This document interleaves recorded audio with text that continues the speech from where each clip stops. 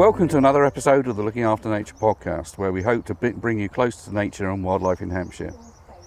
My name is Andy Davison. I'm here once again with my co-host Carly Harrod. Hi Carly.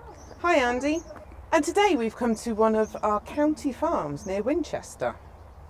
Yes, it's a lovely day. It's nice to be out again in the sunny weather, and it's a really nice morning.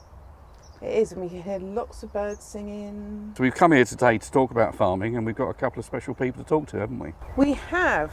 We're going to talk today to Rosie Salt and Debbie Watkins.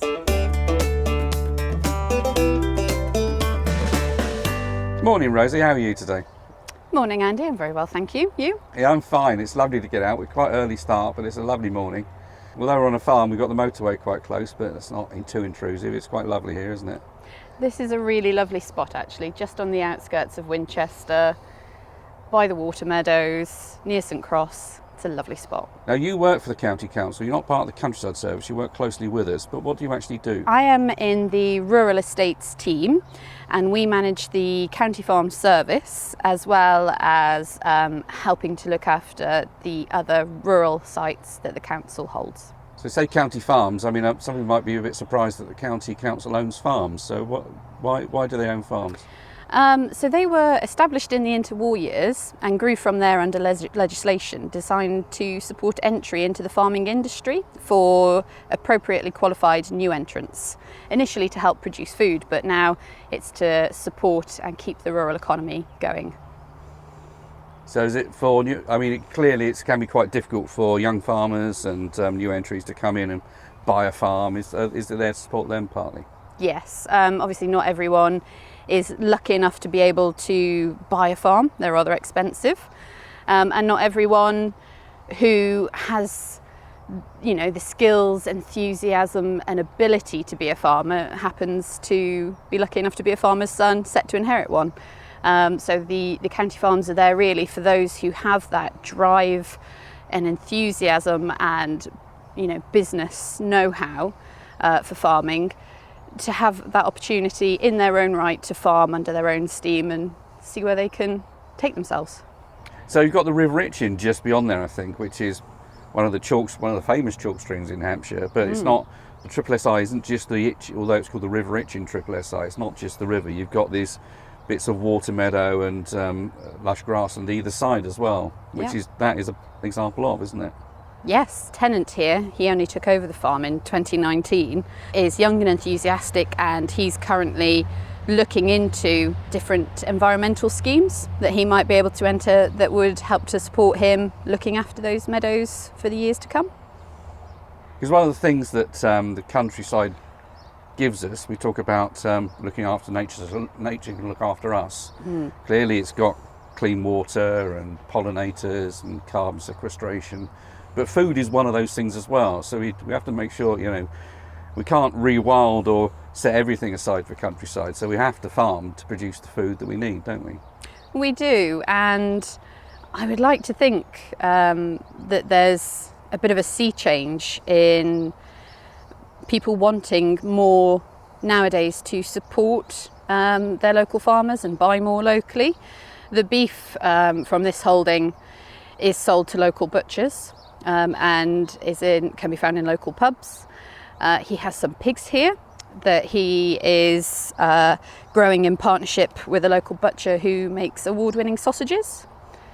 And there is definite, you know, on this County Farms estate, there's not just this farm. We have a couple of others, one of which produces Jersey milk, and he has a vending machine which people can go to and is very well supported. There's just a real drive from the people in Hampshire to support their farmers and eat and buy as local, seasonal as possible, which is fantastic. Because British farming's got a very high relative worldwide ethical standards for animals. Yeah, in particular, our welfare standards go above and beyond most other countries. Certainly, you know, our pigs have much higher welfare standards than, say, Danish ones. The fertilisers that we're allowed to use are a lot less harmful and used a lot more carefully than on crops in other countries. The cattle here are obviously red tractor assured, which is an important mark of assurance for people when they're out buying their food. You know, that it's come from a farm that looks after its animals, looks after its land. So that red tractor, that's what appears on the packaging that if you pop down to your local supermarket. Yeah, exactly. If you go to the supermarket and you see a red tractor on your pack of meat or carrots or whatever, you can rest assured that that farm has been through a strict quality control. Debbie and Carly talked about conservation and farming, and clearly there's a move now to get more conservation on farms so that the wildlife and farming can sit together. What are the county farms doing to move towards that? I'm glad you asked, Andy. We have recently reviewed our county farms policy, and as part of that, the council has committed to encourage our tenants to aim for a higher standard of farming. So we've started fairly small, but definitely hit the ground running in that for the last couple of years we've had our farmers undertake winter farmland bird surveys, which has been great because we found that we've got quite a few red and amber list species across our holdings. In addition to that, we're very much encouraging those tenants who don't already to look into possible stewardship schemes, be that the countryside stewardship or looking to get into the sustainable farming incentive pilots, all with a view to eventually getting them all into the environmental land management scheme when that comes available. And as part of it, we have started on a farm by farm basis looking at the makeup of those holdings and what they have in terms of natural capital. So for example, a farm just up the road from here, we undertook this work and we noted that it was between two sinks, sites of importance for nature conservation, and realised therefore it had great potential for brimming over and as a bit of a stepping stone habitat between those two sinks, one of which is particularly important for butterflies. And so as part of that, we could see that it made sense for some pollen-rich strips to be sown along boundaries.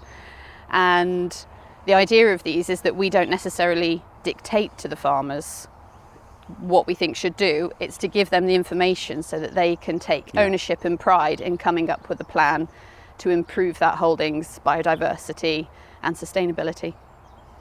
And it's that natural capital, because as I say, alongside the food that these farms produce, I say you've got woodlands that will sequester carbon and take carbon dioxide out of the atmosphere. Yeah. And these water meadows here along the edge we're talking about, they act as buffers to the, as well as being important in themselves because they're going to be full of all sorts of insects and plants. You know, they'll buffer the river itself from any, the small amount of fertiliser and stuff you put in will be absorbed with that before it gets into the river. Exactly. Any sort of runoff where the water might be eroding, silting, it'll capture that before it goes into the river. So there's all these, I keep talking about nature-based solutions. And it's good because, you know, nature will do this for free quite often, you know. Yeah, and farmers are definitely waking up to the fact that, you know, there's a benefit to be had in employing these nature-based solutions to assist with their day-to-day farming operations. Because there are some parts of the world where they've depleted the habitat so far, there's no bees left anywhere there, so there's nothing to pollinate the crops that they've got, so they have to bring in lorry loads of bees, don't they? They do. Luckily, we don't have to do that here. So, I mean, all these things you're doing in terms of pollinator strips, that supports the pollinators, which hopefully go and pollinate your crops. Yes. I mean, we do have, or have had, you know, arrangements between our tenants and local beekeepers, which is, you know, worked for them. They get the bees to help pollinate their crops, and they might get a jar of honey as well. And then the beekeepers get to enjoy their pastime as well and have, you know, access to a bit of the countryside. Now, you talked about red and amber list birds. What those are is where they've it's set criteria for the different lists they put together, and it's how far they've declined nationally. So some of these species, like yellowhammer, lapwing, they've over the last few decades really, where farming got really intensive and you know, people were paid to take hedgerows out, and make much bigger fields. Yeah. This has impacted the birds particularly so much that they're virtually disappearing from our countryside, and that's what the red and amber list is talking about. Yeah. So the survey was done, I think, in partnership with the Game and Wildlife Conservation Trust, and we've also got some summer bird surveys coming up with the help of our colleagues in ecology, and also some people from the British Trust for Ornithology. So we're quite excited to see the results of those and to keep working towards ensuring that we're doing what we can to support farmland birds from declining further. So just standing at this gate here, I can see, clearly it's always best to keep a continuous cover of grass because that binds the soil, stops erosion. Yeah. And apart from the fact it could wash it into the river, farmers don't want to lose their topsoil, do they? That's where the main richness is, isn't it? It is, and also as part of these assessments of the holding, we've been making a point of getting soil samples taken, not just of, to understand how much phosphates and nitrogen are in there, but also to get an understanding of the organic matter levels. And this, we've only just really started on this journey, but it's certainly something that we are going to continue to pursue to make sure that we're not depleting the topsoil across our estate, and if anything, improving it. But I can see there's a couple of little muddy patches over by those gates over there and I've been seeing swallows coming down to those patches. And what they're actually doing, because clearly you've got farm buildings behind us here, and they make little shelf nests out of mud. Oh, so lovely. Basically they will stick them to a rafter and make a little cup out of mud and line it with feathers, and they're going to be breeding up in these buildings here, and they're actually coming down here to collect the mud to make their nests. Oh, how lovely. So the cows being nosy by the gates next to the footpath is helping the birds. Absolutely, and there's some funny little plants you get in these marginal little habitats, where there's, where the ground's slightly disturbed. So a little bit of disturbance here and there is fantastic. And I'm actually looking up a hedgerow here as well. So we've got a lot of hawthorn, it looks like, and there's an ash up there. But quite often, on a farm, because I suppose it's perceived tidiness. I think I'm an advocate for untidiness because that's what wildlife love. Yeah, so here our tenant, who I'm sure he wouldn't mind me saying, is quite tidy by nature and a little bit OCD about things. He's really embracing the natural aspect of this holding and letting things get a little bit untidier where he knows that there'll be a benefit to wildlife. We're also looking into planting quite a lot more hedgerow across the County Farms estate. We have some holdings that are part of a cluster group, and there is some funding available through that to plant some new hedgerows. So I'm discussing with the tenants there where hedgerows might be planted this winter. So that's quite exciting as well. And it's quite key is how those hedgerows are managed, because quite often you can see those little sort of box-shaped, square-topped, low hedges where it's ploughed right up to the base of the hedge. Exactly, an A shape is really what we're after: decent height, decent width, and a little bit of margin on either side. Yeah, because that's quite important. I'm looking at this hedgerow in front of us here. So we've got all the scrubby species, the hawthorns, and that's a field maple, I think.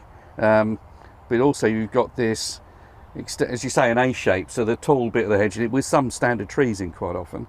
But then the margin is that area of things like nettles and goosegrass and long grass at the edge there, which could be a couple of metres wide. And that's quite often where a lot of these birds nest. If we're talking about yellowhammers, they don't nest in the tops of trees. Some people think all birds nest in trees and bushes. They're quite often within a metre of the ground, at the base of the hedge.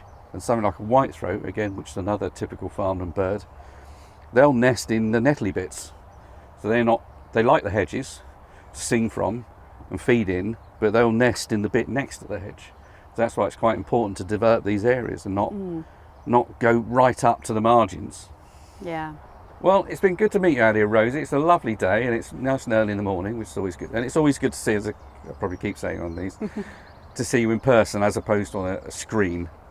Yeah, it's always lovely to catch up, Andy. we've worked closely together before, and we'll continue to do so. So thanks for having me on. Our pleasure.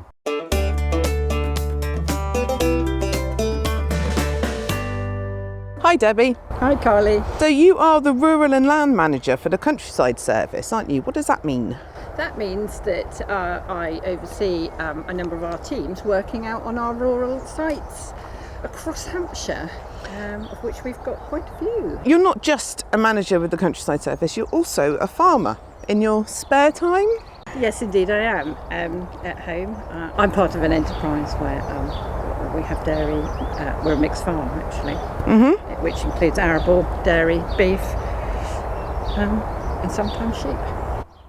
So we've come to this farm today because there's quite often a perceived conflict between conservation and farming, isn't there? There is, and I mean that's kind of prevailed for quite some time, but I think actually what's happening, and there is a real opportunity now to move all of that closer together.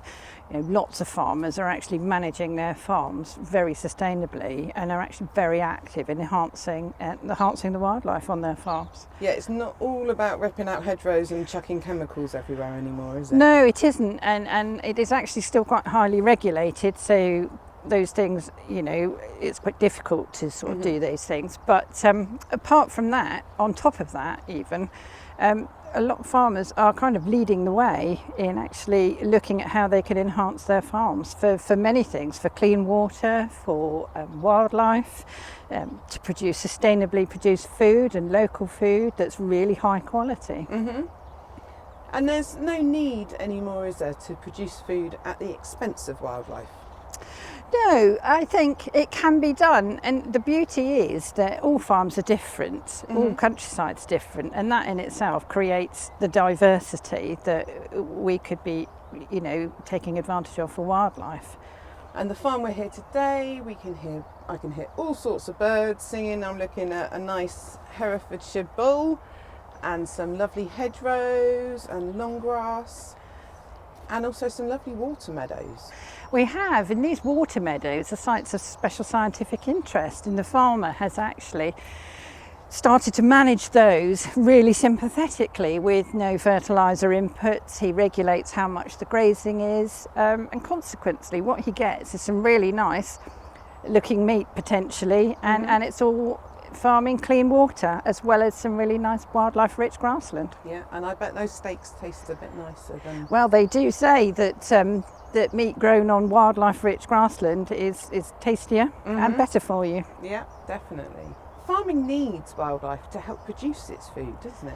It does. I mean, it's been kind of fairly well documented now that if you have really good pollinator strips and areas for insects, that they will form part of that aid pollination and actually do pest control as well. Yeah, natural predators. Yeah. Now we are looking very much with our management on our countryside estate of joining it up and working together at a landscape scale and brooming over. Yes, I think what the ideal aspiration would be is where you don't see the join, basically. So the countryside is the countryside. I mean, even on our own nature reserves, we graze animals because that's a management tool for managing them in the best way. So if we're working with adjacent farmers and we're understanding that throughout a whole landscape or a catchment that we're working together and more in partnership, you know, we can help each other out, we can do more, and actually, you know, the whole then becomes greater than the sum of its parts in terms of the environment. So you mentioned catchment there. What exactly is a catchment? So catchment is a river catchment. So if you imagine that you're at the top of a catchment, which is the top of where the river might start, and it will flow down to where it either goes out to a sea or whether it joins a bigger river. There will also be along the side of it smaller streams that feed into that river, and that catchment will be made up of houses, farms, nature reserves, other activities, country parks, you know, and they will have their part to play in helping to manage that water catchment. So whatever we do is about playing our part in that, and that is, and again going back to the water meadows here, if you're not putting fertiliser and it's not going in the river, you've got clean water, Yeah. which is then clean when you take it out the other end to drink, and you're not having to pay to clean it up. Yeah. There are an awful lot of really cool projects now looking at how you can have natural solutions to keeping your water clean, rather than just erecting a big, cleaning station to take the dirty water out. And added lots of chemicals to our water. Exactly. So it's a bit of a win-win. So if you've got a really nice natural solution to clean water, you've also got a natural solution to improving wildlife, more insects, more butterflies, more birds, but you're still farming that land potentially. So they're not mutually exclusive. Definitely not. What choices can people make to help support their local farmers and their local wildlife? So I think the most obvious one is where you buy your food from, or at least understanding where it comes from and how it's produced. I mean, everybody's different and everybody has different needs and budgets, but there's usually, even if you just change one thing, so are you changing from your avocado to your locally produced carrots and cabbage, or are you eating less meat but better quality meat? So rather than having meat every day, are you looking at eating meat 3 times a week, but from a better quality and produced and more environmentally sustainably produced source? Yeah. And buying seasonal products is really good, isn't it? It is really good, and actually you get the best flavour and the best quality, and we have been for so long been fortunate really to kind of just have everything all year round. But I think we can all appreciate a homegrown tomato or a homegrown strawberry. They are far superior in taste, fresher, better for you, contain all the better nutrients, and of course they don't have such a long journey time. No. And that's it. I'd rather eat a strawberry from down the road than I would from that's come on an aeroplane. Yes. Well, thank you very much for coming out and talking to us today, Debbie. It's been great to see this farm and to hear the wonderful birds all around us. It's been my pleasure, Carly, because it's always great to go and have a look around another farm and see what great works are being done.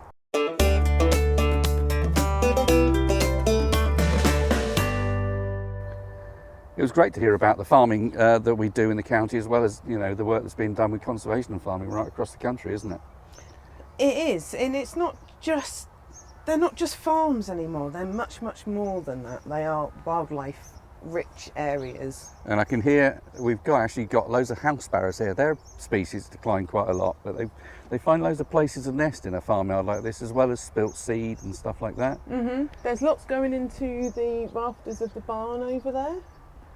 Yeah, I talked to Rosie about the swallows that are picking the mud up from the little puddles over there to make their nests. And the hedgerows are really rich as well. As I say, we've talked about this hawthorn and blackthorn, and there's actually some lovely dog roses in that hedgerow over there climbing up through. Look. Climbing up through the elder. Now I like elder because you can make lots of things with elder.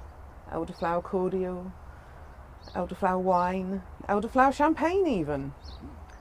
It's actually got a huge amount of uses. It was once known as a witch's tree, because you can get all sort of medicinal things from it. You can turn the stems of the twigs that are hollow, and they've got like a pith in the middle. And if you clear the pith out, you can make whistles from it. Yeah. And it's a very hard wood as well, so it's all got all sorts of different uses. And I've mentioned the bull in the field next to us here. It's probably one of the most recognisable species. So I know nothing about cows, Andy. What is this? This is a Hereford bull. Okay, so it's not a cow at all. No, it's quite obviously a bull. It is most definitely obviously a bull. Now I know you can't see this on a podcast, but it's definitely a boy. But it's got the thing that it's a Hereford bull, this one, and most people recognise this one because it's this lovely tan colour. They can be all shades of brown with a white head and quite a woolly head. I remember my nan having a china one of these on a mantelpiece. And people recognise these really well, and they make some lovely beef. Yeah. And as you might expect, they originate in Hereford. A lot of these breeds of cows, you get the Devon Reds, the Gloucester cows. So quite often they're named after the region they're from. And these were originally developed in Hereford, but these have gone right around the world. They're recognised for the quality beef they can produce. I've got a fun fact about beef, Andy. What's your fun fact, Carly? So, Andy, do you know how sirloin got its name? I've heard several different stories, Carly. What's your one? So, King James I is said to have knighted a particularly tasty loin of beef during a meal in 1617. And historians are divided over whether the story is true. But according to the Lancashire tradition, James I drew his short sword and told the Horton Tower pages to bring the beef to him, then went down on his knees and the king said, "Arise, sirloin." That's a nice story, isn't it? It's a good story. It's always good to have those sort of stories. I think it varies to which king it is. I think it does. Like all of these stories. But I've also heard that it might be from the French, because it's the cut above. I might be totally wrong. We'll probably get some butchers phone in. Hang on, isn't one of your friends a butcher? Yeah, You should yes, know he this. is. Well, I'll ask him next time I see him. But it's the cut on the animal above the loin, and French above the sirloin, above the loin. I like the story of it being knighted more. Well, it's lovely because there's a lot of French in meat, in talking about meat, because if you think about, you don't talk about I'm eating a pig, you're eating pork. And also you might have mutton, which is the French for sheep is mouton. And that's to do with the Normans invading. And all the common people, when they managed the animals, they were talking about the pig, but when it got to the table, the French lords were talking about the animal in French, so they talk about mouton and porc and all this sort of thing. So it's an amazing history to some of this, and we're never quite sure what's right, are we? So I hope you've all enjoyed this episode of Looking After Nature. We'd love to hear from you with any comments or thoughts, or if there's anything you'd like us to discuss in future episodes, let us know by checking out our social media pages. And we'd really appreciate it if you rate and review our podcast on iTunes, as this helps other people find us. For now, thanks again for listening. I'm Andy Davidson. And I'm Carly Howard. See you next time.